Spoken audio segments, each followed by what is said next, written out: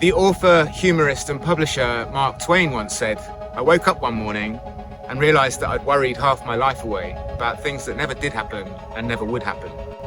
So if we look at the state of the world right now, we can see that the collective is in a lot of trauma, a lot of pain, and there's a lot of suffering going on. And if we spend a lot of time paying attention to that, then we can ultimately begin to feel quite helpless. So when it comes to our precious energy, and our most precious of energy is our time, instead of giving our power away and doing things with our time that actually disempower us, like the TV and the mainstream media, which is full of fear porn, full of propaganda, why don't we come together in community, in local movements, in local activities, whether it's being close to water, around the fire, which is as old as man, drawing, painting, dancing, singing, walking, hiking, listening to music, playing music with each other, cooking food for one another, sharing the most basic of things that keep us alive, that uplift the soul, foraging for things that grow naturally without all of this processed and mimicking of nature. Instead of all of that, let's go back to nature, and I guarantee bringing together each other to recognize what actually truly makes us happy.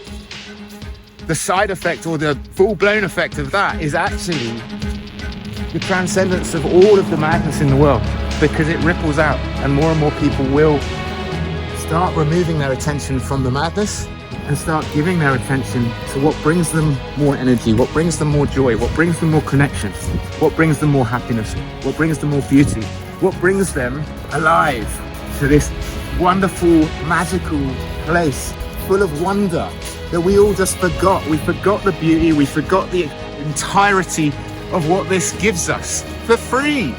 We are the only species on this planet that were born here and pay to live here. What is that really about? I mean, it's insanity. Anything that brings together people in larger numbers so that we can reconnect with our presence, our joy with one another, and recognize that that's what everyone wants, then you will become more alive, more empowered, and less worrisome about what essentially is always outside of our control.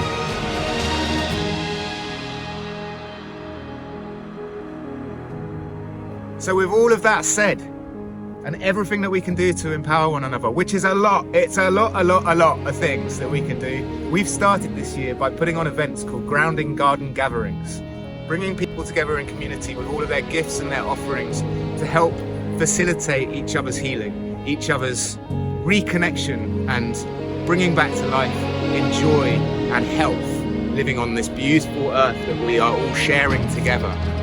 So we're going to put a link in the description under this video to the website for our events. See if you would like to get involved, see if you resonate, if you align at all anywhere, and how you can get involved. You can email us through the website. This is all about bringing people together in whatever shape and form that looks like. We don't know yet, because this is the beginning of this process, but it's happening. It's been happening all year for us by putting on these events. So this isn't just something out there in the ether, as I was talking about in the last video. We're actually doing it. This only works when we come together in larger and larger numbers, and we ripple this out around the world and bring people back together, as we've been talking about. When we bring people back together, sharing in peace, in joy, in community, all of these things put together. So have a look at the website, see if you want to get involved, speak to us, reach out to us.